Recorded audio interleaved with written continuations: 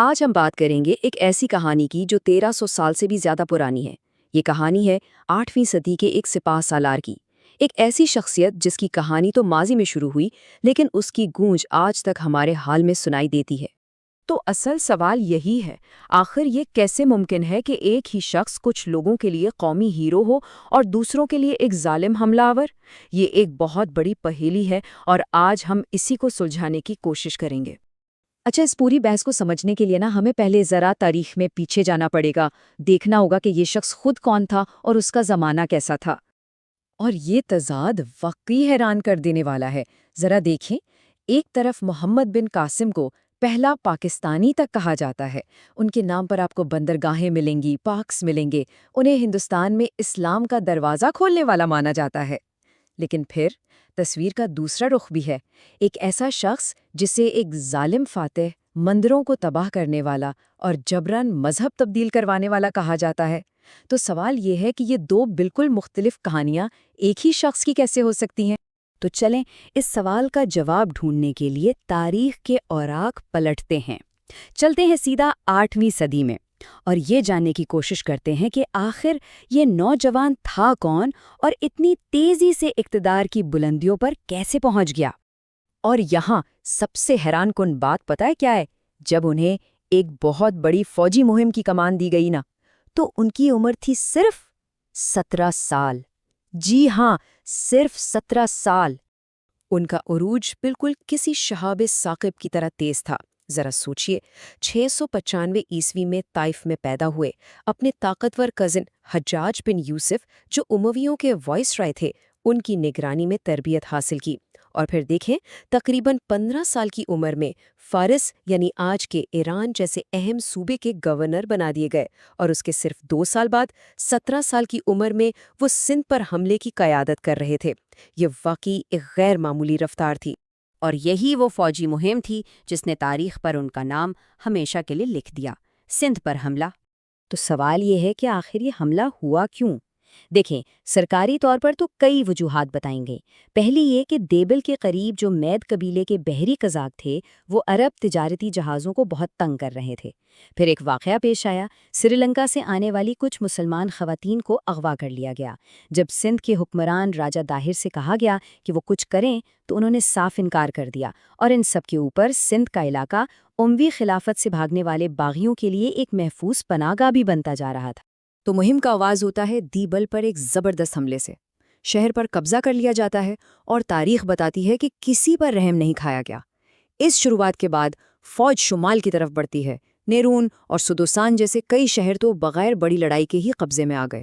پھر مقامی جاٹ قبائل کے ساتھ اتحاد کر کے دریائے سندھ کو پار کیا گیا، اور پھر ہوئی وہ فیصلہ کن جنگ، اروڑ کی جنگ۔ اس جنگ میں راجہ داہر کو شکست ہوئی، اور اس کے بعد برہمن آباد اور ملتان جیسے بڑے دارالحکومت بھی فتح ہو گئے۔ اروڑ کی جنگ ہی وہ فیصلہ کن موڑ تھا۔ راجہ داہر اس جنگ میں مارے گئے، ان کی فوج کو شکست ہوئی، اور سندھ کا کنٹرول سیدھا اموی خلافت کے پاس چلا گیا۔ دیکھیں، جنگ جیتنا اور کسی علاقے پر قبضہ کرنا ایک بات ہے، لیکن اس پر حکومت چلانا وہ بالکل ایک الگ کہانی ہے۔ اور یہیں آ کر محمد بن قاسم کی شخصیت کا سب سے پیچیدہ اور یوں کہیں کہ متضاد پہلو سامنے آتا ہے۔ ان کی حکمرانی کے دو بالکل مختلف چہرے نظر آتے ہیں۔ ایک طرف تو بڑی عملیت پسندی تھی، غیر مسلموں کو ذمی کا درجہ دے کر تحفظ دیا گیا، یہاں تک کہ مقامی ہندو اونچے طبقے کے لوگوں کو بھی انتظامیہ میں شامل کیا گیا۔ لیکن دوسری طرف فتح کی قیمت بھی وصول کی گئی، غیر مسلموں پر جزیہ ٹیکس لگایا گیا، جو بھی دشمن جنگجو تھے انہیں قتل کر دیا گیا، اور ان کے بیوی بچوں کو غلام بنا لیا گیا۔ اچھا، یہ جزیہ کیا تھا؟ یہ ایک سالانہ ٹیکس تھا جو اسلامی ریاستیں اپنے غیر مسلم شہریوں پر لگاتی تھیں۔ اس کے بدلے میں ان شہریوں کو فوجی خدمات انجام نہیں دینی پڑتی تھی، اور ان کی حفاظت کی ذمہ داری ریاست لیتی تھی۔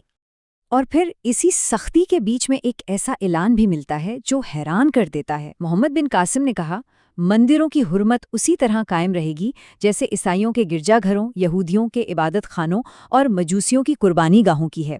یہ بیان ان کی حکمرانی کے اسی دوہرے پہلو کو ظاہر کرتا ہے۔ محمد بن قاسم کی زندگی جس تیزی سے آسمان کی بلندیوں پر پہنچی تھی اتنی ہی تیزی اور ڈرامیٹک انداز میں اس کا اختتام بھی ہوا۔ ان کی موت آج بھی سیاسی سازشوں اور الگ الگ کہانیوں کے پردے میں چھپی ہوئی ہے۔ اور یہ سب جب ختم ہوا تو ان کی عمر کیا تھی؟ صرف 19 سال۔ سوچئے، ایک پورا کریئر فتوحات سے بھرا ہوا چند سالوں میں شروع ہوا اور ختم بھی ہو گیا۔ ان کی موت کے بارے میں ہمیں 2 بڑی کہانیاں ملتی ہیں۔ پہلی کہانی جو مورخ البلازری نے بیان کی ہے وہ ایک سیاسی سازش کی کہانی ہے۔ اس کے مطابق جب ان کے سرپرست حجاج کا انتقال ہوا تو نئے خلیفہ نے انہیں واپس بلا لیا اور ان کے سیاسی مخالفین نے انہیں قید کر کے تشدد سے ہلاک کر دیا۔ دوسری کہانی زیادہ رومانوی ہے جو چچ نامہ میں ملتی ہے۔ اس کے مطابق راجہ داہر کی بیٹیوں نے جنہیں خلیفہ کے حرم میں بھیجا گیا تھا اپنے باپ کا بدلہ لینے کے لیے ان پر جھوٹا الزام لگایا اور غصے میں آ کر خلیفہ نے انہیں بیل کی کھال میں بند کر کے مارنے کا حکم دے دیا۔ تو یہ تھی کہانی، ایک نوجوان فاتح، ایک عملی سوچ رکھنے والا حکمران اور ایک پر اسرار موت۔ اب ان سب حقائق کو جاننے کے بعد آئیے واپس چلتے ہیں اپنے پہلے سوال پر، ہیرو یا حملہ آور؟ آج کی جو بحث ہے نا وہ انہی تاریخی واقعات کی الگ الگ تشریح پر قائم ہے۔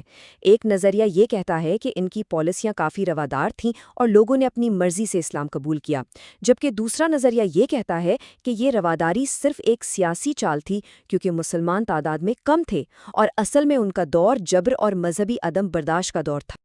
لیکن انہیں ہیرو سمجھا جائے یا ولن، ایک بات تو بالکل صاف ہے، ان کے اس حملے کے اثرات بہت گہرے اور دیر بعد ہیں۔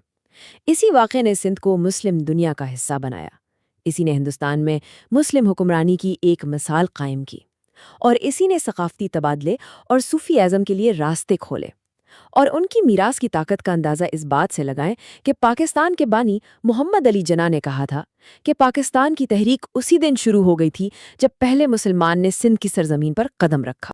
تو آخر میں ہم پھر وہیں آ کھڑے ہوتے ہیں۔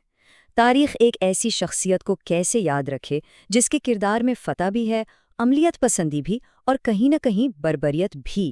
شاید اس کا کوئی ایک سیدھا جواب ممکن ہی نہیں ہے، اور شاید یہی وجہ ہے کہ 1300 سال گزر جانے کے بعد بھی محمد بن قاسم کی کہانی آج بھی زندہ ہے اور اس پر بحث جاری ہے۔